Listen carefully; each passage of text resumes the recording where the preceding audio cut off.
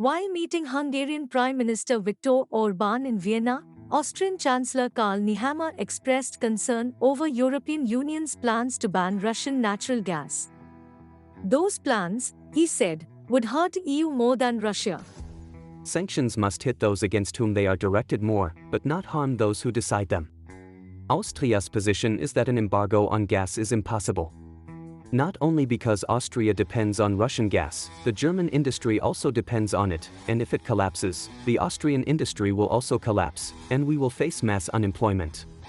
Orbán criticized the gas rationing plan approved by the EU, which aims to reduce gas consumption within the bloc by 15% from August to March next year.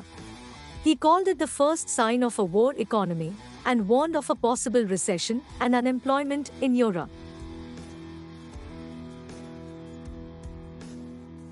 Iranian Vice President and head of the country's Atomic Energy Organization, Mohammad Eslami announced that Iran will build a new homegrown nuclear research reactor near the city of Isfahan.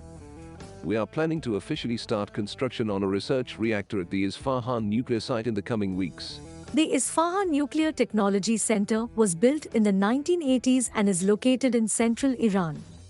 As Iran's largest nuclear research facility, it reportedly houses several Chinese-made research reactors, a fuel production plant, and other essential nuclear infrastructure. Bushehr Nuclear Power Plant is Iran's only operating nuclear power reactor. It was started back in the 1970s by German companies, but finished only in 2010 by Russia. Tehran signed a joint comprehensive plan of action agreement with a group of 6 nations, namely the United States, UK, Germany, France, Russia, and China. The so-called Iran deal curbed the Islamic Republic's nuclear weapons ambitions in exchange for sanctions relief. In 2018, US President Donald Trump unilaterally pulled his country out of the deal, which caused Tehran to gradually ramp up its nuclear program and suspending compliance to limit uranium enrichment. A senior advisor to Iranian Supreme Leader Ayatollah Ali Khamenei claimed in mid-July 2022 that the country had the technical capability to produce a nuclear bomb.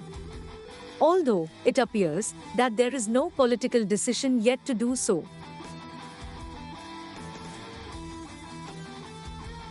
Pope Francis is in Canada, apologizing for the death of more than 4,000 Indigenous children who were neglected or abused in residential schools, mostly run by the Catholic Church.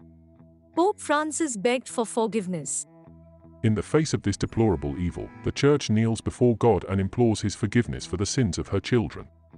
I humbly beg forgiveness for the evil committed by so many Christians against the Indigenous peoples. An important part of this process will be to conduct a serious investigation into the facts of what took place in the past and to assist the survivors of the residential schools to experience healing from the traumas they suffered. Last year, Canada's Truth and Reconciliation Commission reported hundreds of unmarked graves on the grounds of former residential schools in British Columbia and Saskatchewan.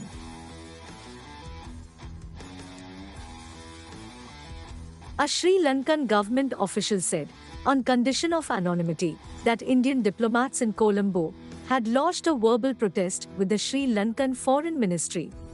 They were protesting the planned visit of a research and survey vessel, Yuan Wang 5, to the southern Sri Lankan port of Hambantota on 11 August 2022. Indian External Affairs Ministry spokesperson did not mince words. The government carefully monitors any developments having a bearing on India's security and economic interests, and takes all necessary measures to safeguard them. I think that should be a clear message. India, China, and Sri Lanka declined to comment anymore. A Sri Lankan consulting firm, Belt and Road Initiative Sri Lanka, said, "The vessel will conduct space tracking, satellite control and research tracking in the northwestern part of the Indian Ocean region through August and September." Failing to repay its $1.5 billion to China, Sri Lanka formally handed over commercial activities in its main southern port to a Chinese company in 2017 on a 99-year lease. New Delhi and Washington are concerned that Beijing will make Hambantota a military base. After taking more than $4 billion emergency aid from India, Sri Lanka government officials are welcoming more Chinese investment around Hambantota and Colombo, even as they acknowledge it greatly violates Indian interests. If you like this content, please press the like button and share it with your family and friends. Please consider subscribing to this channel. It is free. Press the bell icon to receive notifications about new content.